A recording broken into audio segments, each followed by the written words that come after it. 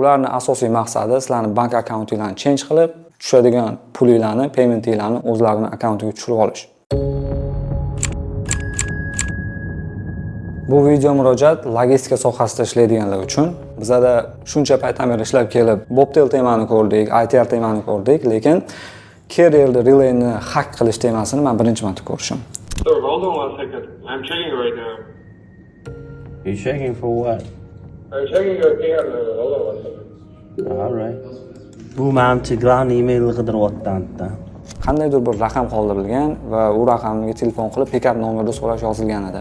Odatda biz o'yladik bu oddiy bir raqam, biz bilmagandik, e'tibor bermadik. Bunga driverda o'zi telefon qilib pick-up nomerni so'ragan. Ular bizdan driverimizdan MC nomerni so'ragan, MC nomerni provide qilgandan keyin ular main emailimizni olib, main emailimizga hack qilish uchun link jo'natadi. Buni bilmagan driver ownerga chiqib, link keldi, link ustiga bosib olishing kerak ekan degan, owner ham uni hech qanday o'rganmasdan, e'tibor bermasdan link ustiga bosadi.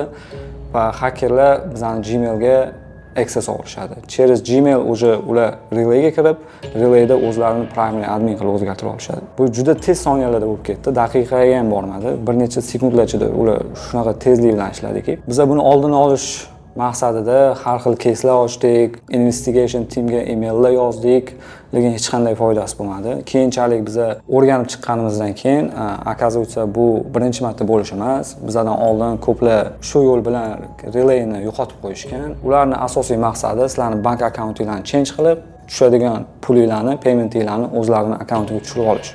Haven't you received the email? To what's the email address? Olamiz buni. So'kib tashing. I'm not gonna press it. You guys scammers. I'm 100% sure. How you guys scamming, brother? Teach me, brother. Shuning uchun ogoh bo'lishinglarni so'rardim. Hali informatsiyalar qoldiramiz. Agarda Amazondan qanaqadir yuk olsanglar, u har qanday nomerga telefon qilib so'ramanglar, pick-up nomerni. Primo Amazonning Rock Associate o'ziga telefon qilib, qanday nomer, qanday yordam kerak bo'lsa, ular bilan aloqaga chiqishinglarni so'rardim. Bu o'zingizlarning manfaatinglar uchun to'g'ri bo'ladi. Bizning vaziyatda bu backup relayimiz bo'lgan. Lekin shunday bir carrierlar bilan gaplashdikki, ularni main relayga access olib, bank akkauntlarini change qilib, qanday kompaniyani bankrotligiga olib kelishi aniq. Shuning uchun bundan mustasno bo'lish uchun, bunaqa vaziyatlardan ehtiyot bo'lish uchun albatta Gmaillarga hamda relaylarga two-step verification kodini o'rnatib qo'yinglar. O'shanda menimcha xavfsiz bo'ladi.